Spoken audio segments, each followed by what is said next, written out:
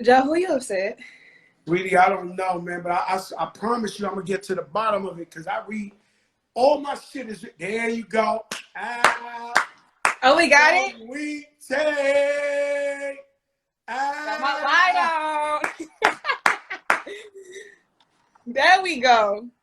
Damn, we had a funny skit. I'm going to be using that a lot, right? So I inked the deal with Puff today to put it on Revolt. And I'm gonna be using your little clip a lot when you was like, "Why? I can see you, you can't see me," and I'm like, "Cause I'm Joe Crack the Dawn." Oh, shit. It gets me every time. I came up on that one. Saweetie, you looking so beautiful as always. I don't know how you look beautiful in quarantine. Do you bring the glam squad or you know how to do it yourself? Oh, I've been doing this since middle school, so this ain't nothing new, you feel me? So you've been glamming yourself since middle school. I've been cutting my hair, I've been dyeing my hair, I've been doing everything since middle school. That's important. I learned how to cut my own hair in quarantine. I never had cut my hair before, but I refuse to look like those guys. Okay. Dudes was looking crazy out here, like the black Santa Clauses and all that. I was like, nah, I ain't doing that. Nah, I refuse. I woke up one night like a nightmare. Like a nightmare. My shit was woofing a little.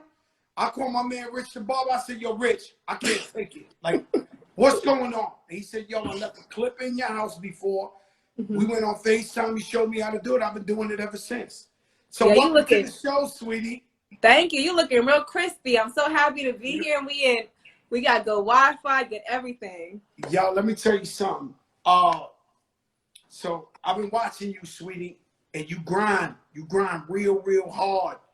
And you the true definition of nobody can stop you. You're gonna go and do what you gotta do by any means. Thank you. And a lot of your music is about leveling up. It's about leveling. 8-figure chick. That's my type. That's my type. That shit hard. So, is that really your type, or would you be with a guy if he was broke and he didn't have no money for love?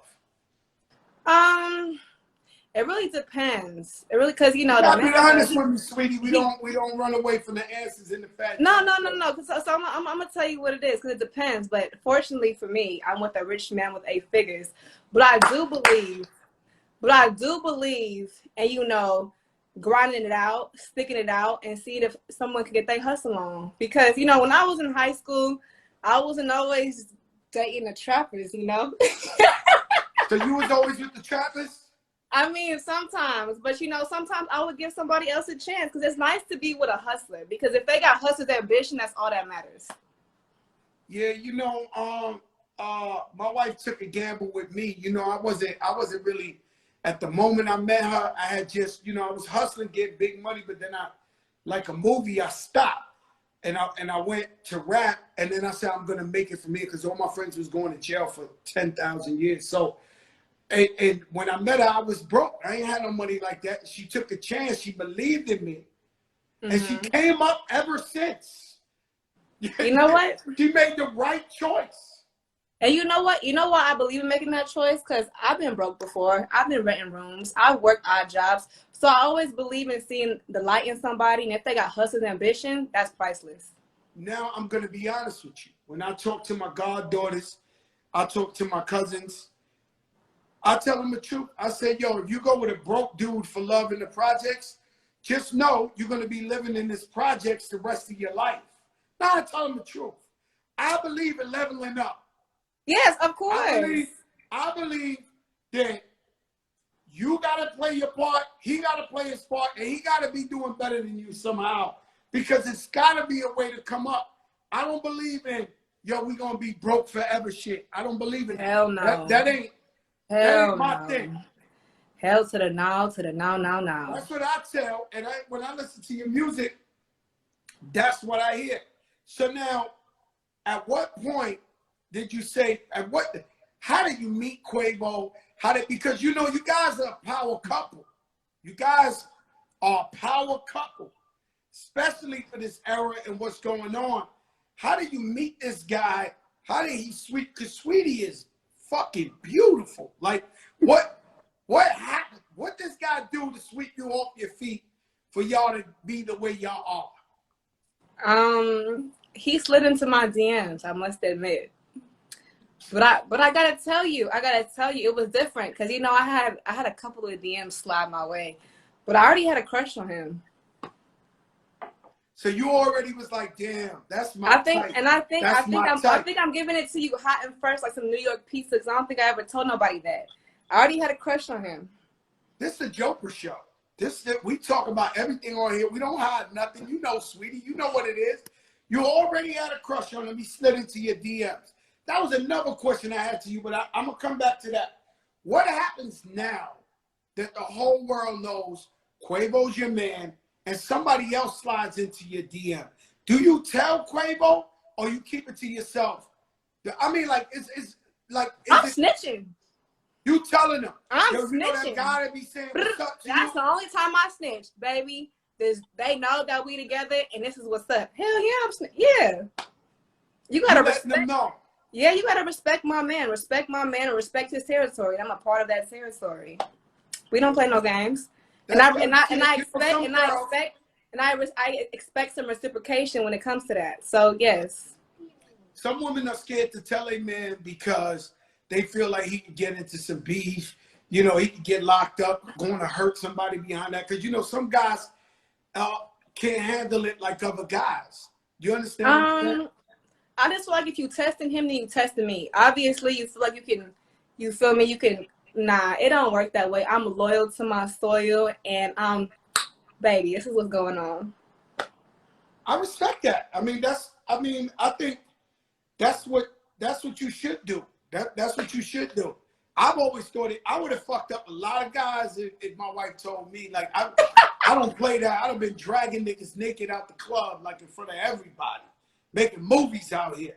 You know what I'm saying? So I understand why some people were scared or whatever the case may be. So you had no fear in coming up in the music game and locking in with a guy, you know, because some people, you know, put it like this. My daughter used to have the Justin Bieber blanket, the pillow, the pajamas, the posters, this. He came out with his last album, and I was like, yo, Mom, and I'm happy for her because she loved Justin Bieber. I was like, yo, Mom, Justin Bieber came out with the new album. She was like, he's a whole married guy. He's a whole married. I said, what? This is Justin. Uh-huh. You know, she was like, he a whole married guy. Like, I mean, me and my girls, we ain't, you know, he taken. How you feel about that, like, publicly having this relationship? Did you think in any way it could damage your music career, you know, being locked in like that? Since we keep it at 100, you know what I did? So him, we kept it under wraps as long as we could. But you know, everybody's the paparazzi these days.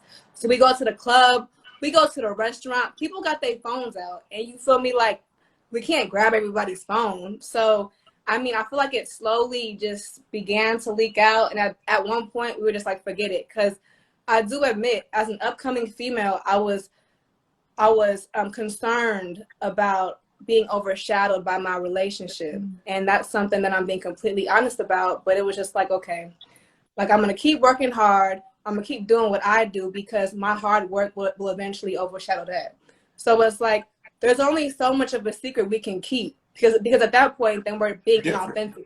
We can't be pulling up to the club separately. It wasn't no social media. It wasn't no cameras back in the days. You could sneak around and do whatever. You can't do that shit. What was y'all doing back in the days? That's what I want to know. There's a lot of shit going on. It was a whole. I don't even remember what happened back in the days. That shit. That's a different type of. Let me ask you something. So I Googled, like, because you know you obviously, you know, you light skinned, you're beautiful. I want to see your parents, and you got some beautiful. Like, your father looked like Carmelo Anthony, and your mother looked like straight beautiful, right? Thank you. So your father's black and your mom's Filipino? She's Filipino and Chinese. Filipino and Chinese. Did being an interracial baby, did that even come ever come up apart? Maybe when you were around family or anything like that? It was very difficult because my black side is hella outgoing, and then my Filipino side is hella traditional, strict, quiet unless it's karaoke playing. So it's like I had to learn how to balance the two groups because I felt like on one side I'm too extreme, and the other side I might be too quiet. So it's just like I learned that just by being myself, there was no confliction. So that's why I learned how to just be happy with just being biracial and just owning two parts of my culture. That's beautiful. You know, I'm Cuban and Puerto Rican, and Okay, I know that's right. in New York, I grew up more with my Puerto Rican side of family. But I always Okay. identify as Cuban and Puerto Rican, but I ain't gonna lie, it was more like an 80% Puerto Rican, 20% Cuban, because the Cubans, was spread out. But Mm-hmm. I'm always proud to say, you know what I'm saying, where my parents come from, and, Mm-hmm. who inspired you? What artists you coming up? And I'm gonna tell you this question here, right? Seems to be harder for females than men, because Uh-huh. this is the type of shit to start wars and all that. Mm-hmm. Because women, for some reason, they and they don't really want to say who inspired them, who paved the way. I see that a lot in rap females.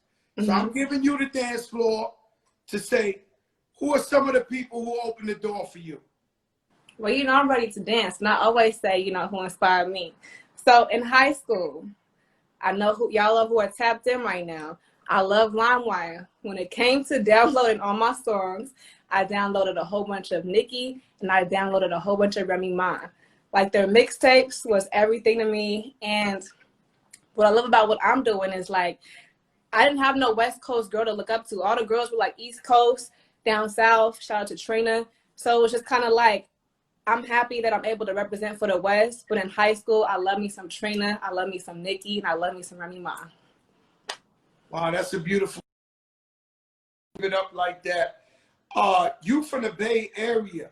So you was one of them crazy girls I would watch on World Star with the hyphy and all that, ghost riding the whip. Was you doing that shit? Like, was you out there? Like, is there Now, footage of Sweetie ghost riding the whip? oh my gosh. So when it comes to, first of all, when it comes to me and my family, like I love doing all that crazy shit. I haven't been able to ghost ride the whip yet because every time I'm about to go, one of my aunties or my uncles drags me out of the car because people really die. But you feel me? Like I'm low key Harley Quinn, so I don't be tripping like that. But it's just like people do. But I would love to ghost ride the whip one day with, all safety hazards, hazarding. So one day I'm gonna do that. But I was The Bay definitely Area. going dumb. If you see my birthday weekend, you see how I get down with my family. It's always a party. Listen, I saw the birthday weekend and I saw the birthday Birkin. Hey, Birkin bag, Birkin bag. yeah. You know, Sweetie, every time I look at your Instagram, you like boom, pow, boom, boom, boom. Like, was you always like that, outgoing or a shy person? So when it comes to like other people, other groups, I wouldn't say I'm shy, I'm quiet, but when it comes to my family, I've always been like just rah. Yeah, yeah, yeah. I know that, and I remember when I first heard about. Well, I've heard about you through Chanel, my daughter, everybody. They knew you from Mm-hmm. before you was even, when you was just coming up. So, Right. Mm-hmm. so I knew about you since day one, and but it was interesting how I really learned about you musically was through Gabrielle Union. Mm-hmm. So Gabrielle pulled me to the side and she was like, "Yo, there's a girl out here. Her name is Saweetie, and she's my cousin." And I said, "Yo, Gabrielle, like you was just heating up, like you was it, like it was just heat." And I was like, girl's on fire, like she about to be something." She's like, "For real?" She said, "My family keeps." I said, "Yo, she about to be something." Like, you started heating up. Tell me about Gabrielle Union. Did you know her before you was fake? Did you know she was your cousin? So that's my dad's cousin, and like at family functions when we would have our family reunion, I was like the little girl, and she was like the superstar. So I was always like shy around her. Fast forward, I went to college, kind of lost contact for a little bit, and everybody kept telling me to tell Zaytoven, Gabrielle, anybody who I was related to or knew in the music industry. They told me to let them know, but I have so much pride, so I didn't want to tell nobody. So when she found out I was rapping, she was like, girl, why didn't you tell me? But it was just like I wanted to prove to myself that I could do it on my own. She was so excited for you. I'm sure she is now. But I'm telling you, behind your back, she was talking to me like, yo, Joe, and my cousin, she about to do her thing. And I was like, I know her. Like, I was like, I literally know her. She's fire. She's this. Oh, And thank you. and that was that was a beautiful thing. And it's, you know, you got Gabrielle in the family, and now you.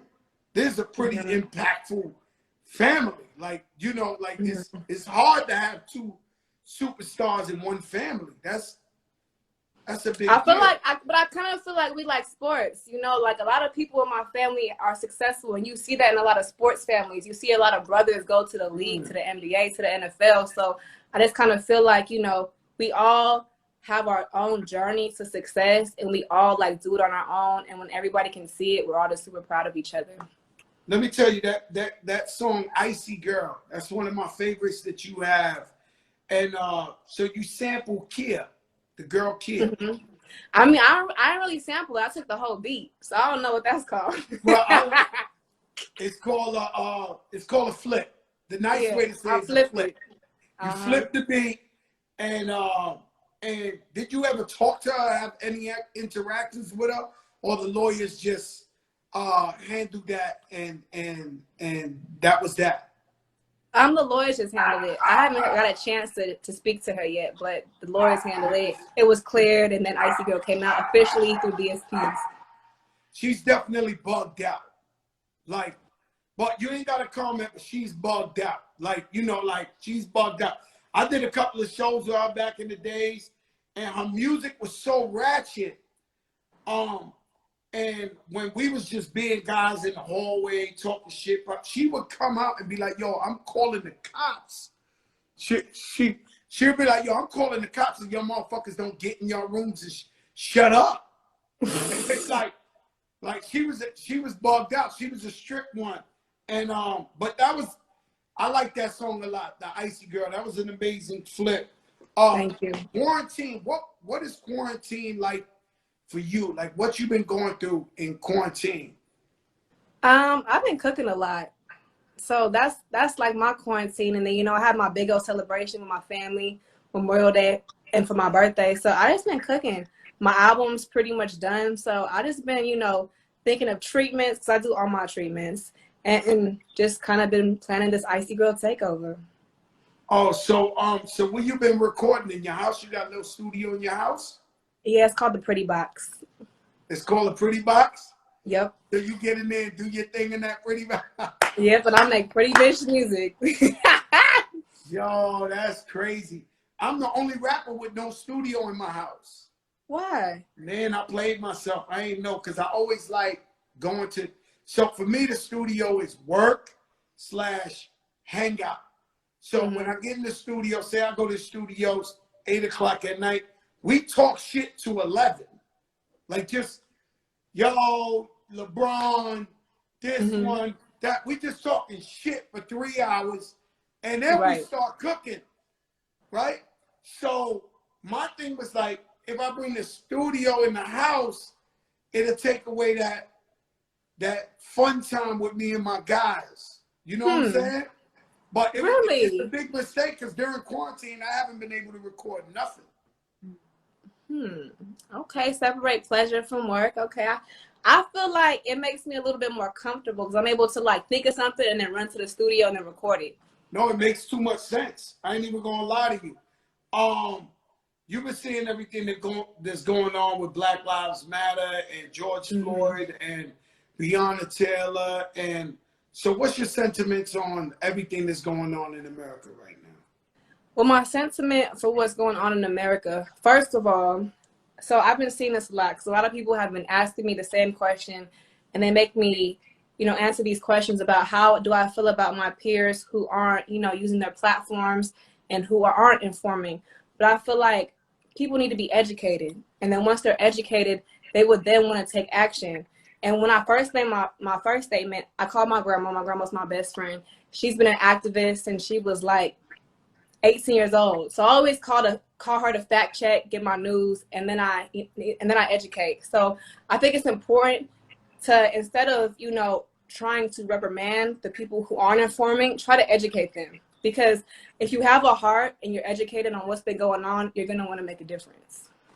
Oh, that's a fact. And I learned so much sitting in the house, and I thought I knew. Like, I've been marching since I was 19, 20 years old with Reverend Allen, New York, for police brutality. But I learned more in these last, let's just say, month than I ever knew my whole life. You know what I mean? About racial, systemic racism, and then everything starts to make sense. So when I start educating myself, I'm like, yo, this makes sense.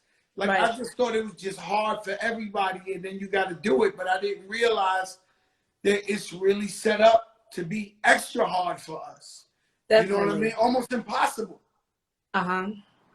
No, and it's just like, none of these things are new, but I'm very grateful for phones and social media, because America is having a big wake-up call because these videos are going viral. Imagine if we didn't have technology.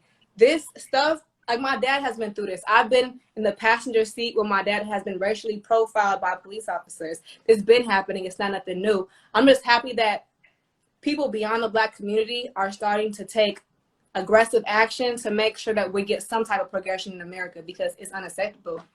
You're right. That's beautiful. You know, sweetie, when I look at you, I look you come up, I see everything you do. I say to myself, I think Sweetie can become an actress, like a real, like, have you ever given thought to acting?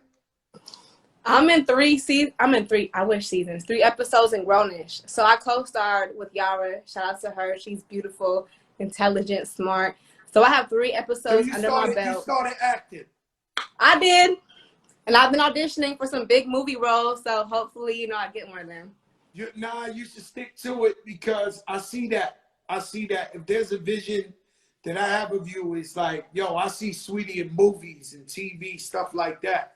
So that's that. I see that. Before I let you go. Wait, hold on.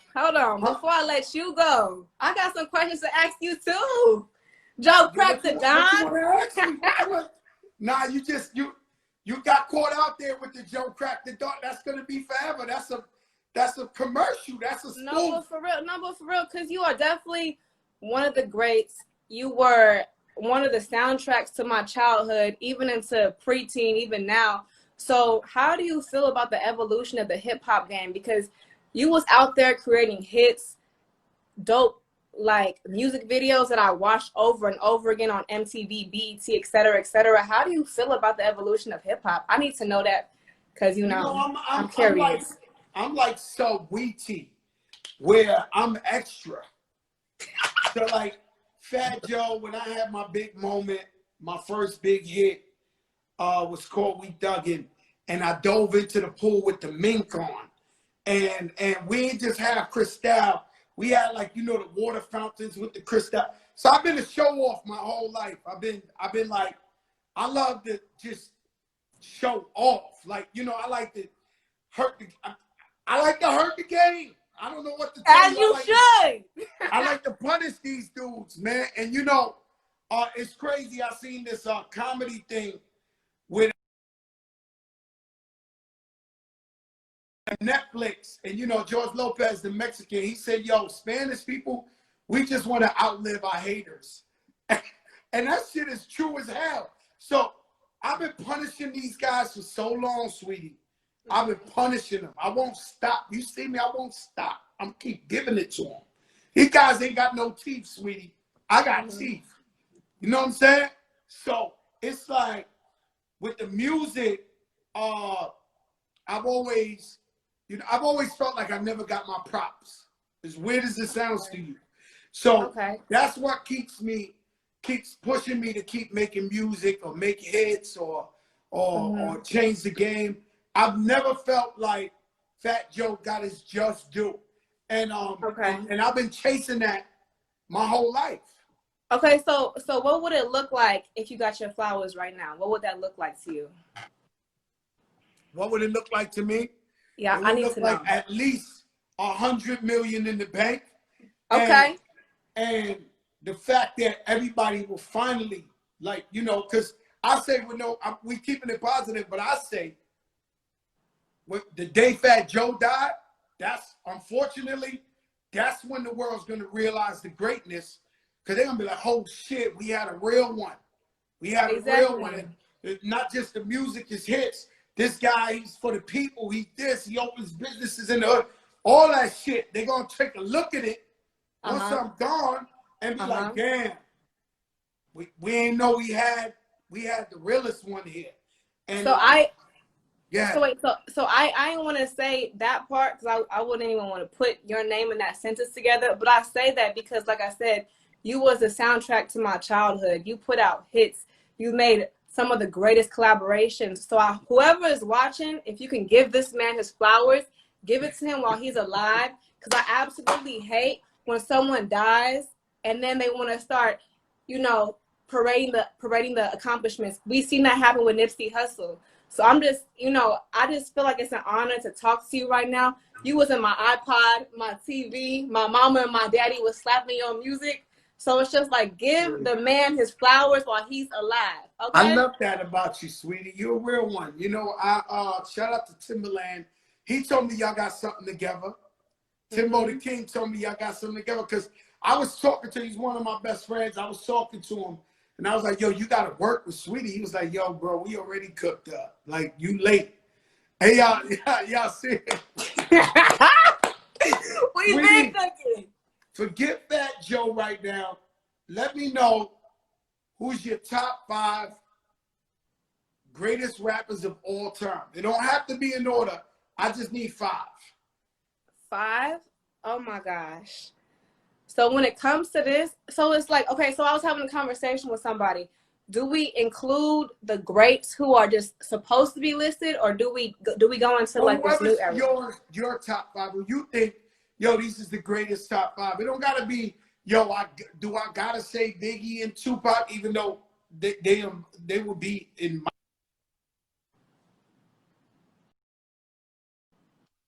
Who influenced you? Who did you have the biggest moments that you say, yo, these are my top 5? It don't have to be like, don't be political about it. Okay, so off the top of my head, and I'm gonna tell you why, just so that it's not a dry ass answer. So, one, Mac Dre, because I like how witty, how quirky he was, and I feel like when you listen to him, you understand what Bay music is like. Like we may not have all the punchlines, but we be saying some pimp shit, like some fly, okay, some caption shit. You feel me? I got Um, that. I must say I love Jay-Z. I can listen to Jay-Z all day. In My Life, Volume 1, Blueprint, I love all that. And like I like how he was able to make club records, but then real deep and thoughtful records. Okay, you from the East Coast, so you can feel me on this one. But Lil' Kim, like when she performs, she like it does something to my body. Like, and she's so tiny. When I met her, I was like, I thought she would have been like 6 feet. You feel me? Like her energy is just infectious, and it's just like She's bigger than life. She's bigger than she's life. big. She's bigger than life, and it's cancer, gang, gang, gang, gang. You feel me? Let me tell you something. Lil Kim, I'm different. You know what I'm saying? I'm a different guy. I honor the code all the way till I die. I honor the code, right? Right. And when she was coming up, that was Biggie's girl. So I possibly have never seen Biggie but a couple of times without Little Kim. So when he passed away, I still had to treat her like she's Biggie's girl. Right. And I seen people like, and that's fake and whack to me. So I always, whenever I see Little Kim, I always look at her, like Biggie's girl, like, Junior Mafia, the Queen Bee. And I got really, I don't know if I should even put you in this conversation, but I got in a little trouble with, let's say, Nicki, because one day they asked me on Breakfast Club about Little Kim, and I was like, yo, she definitely had to influence Nicki Minaj. And Nicki, for life, hated that statement that Fat Joe said. Okay. But, you know, that's that shit with girls. Let's go on to the next one. You said 3. Okay. You said Mac Dre, Jay-Z, Lil Kim. I'm from the West Coast, so I gotta say Tupac, cause you know my mama had him when she was young, and she's a real hustler, and my dad is too. And they never showed me no pain, but I know when they would play certain Tupac songs, they was trying to get through a bad day. So it was like when you can give music that's more than just turn up music, but it's therapy for the body and the soul and the mind. I feel like that's a different type of artist. So definitely Tupac. You putting me on the spot. I feel like there's so many greats. Okay, I'm gonna just say it like this because he came out with all them mixtapes. I wrote my first rap to a milli, Lil Wayne, for my 5th. Boom. Wow. I love your top 5. Lil Wayne is one of the most beautiful people on the planet Earth. People don't understand him. You know, the man been a superstar since he was 12 years old. But he's definitely one of the greatest of all time. He opened the door for, even to me, people got upset with me when I said, you know, Wayne influenced Lil Uzi and just that whole genre. And I didn't mean it disrespectfully. I just meant like Lil Wayne is like a fucking blueprint. He's like, you know, he paved the way for this generation. So I agree with you on everything. But and just one more thing, because I was very grateful when I was able to do a song with him. I have a song with Kid Ink and Lil Wayne called You. So when we came to set, he treated everyone around him like they was a superstar. I was like, wow. He was so humble and just so nice. I'm like, wow, that's so refreshing because you know when you be like meeting other people and other people be on there, you feel me? I be like, okay, sis. But no, with him, I hate that. Sweetie. Yeah, with him, I was like, I hate people who think. First of all, most of us grew up poor. First of all, we got blessed by God to have a talent. Definitely. Third of all, we ain't God. So when I see these niggas acting like they something extra or that's trash. And it happened to me one time. I learned this long time ago. I was hanging out with, and I'm gonna say who they are, and this is probably one of my best friends in hip hop. It was Raekwon from Wu-Tang. This is when we was young, upcoming. It was Raekwon, it was Nas. And we hung out all day. We was riding around Harlem, the Bronx, all over. Then we went to this club called The Tunnel that night. And we seen the new rapper. We was playing that dude's album all day. 100 times we was in the car. And we seen him, and my brothers almost tried to act like they didn't know who he was. I forget who it was, but I went up to him. I was like, yo, I've been bumping your album all day, and so was Nas and Raekwon. They was bumping your shit all day in the car with me, and your album is incredible. I never like to act like that. Like, I've been giving flowers. Even when somebody's young, upcoming, whatever, if I think you're really, really dope, I'm going to tell you, you're really, really dope. Oh, thank you. All right? So, thank you, sweetie. And let me tell you something. You showed patience. You showed humbleness. I don't invent the IG. I don't own the IG. So they was trying to fuck with me. They try to do it again today. Like if they would have did it again today, I would have had to call the boss. I would have had to protest. Like, what's going on? But we love you, sweetie. Continue to do your thing, and I'm gonna see you throughout your whole career and see nothing but greatness. Okay? And I thank you for giving me, my flowers while I'm young. I hope that you get the flowers you deserve and that, people ain't waiting until, you 6 feet under. So I appreciate you taking the time to just talk to me and give me wisdom and advice because I appreciate that too. And tell Swiss I want that beat. I tell Swiss tonight. Right after this, I'm gonna call him. All right. All right. Bye bye, sweetie. Bye.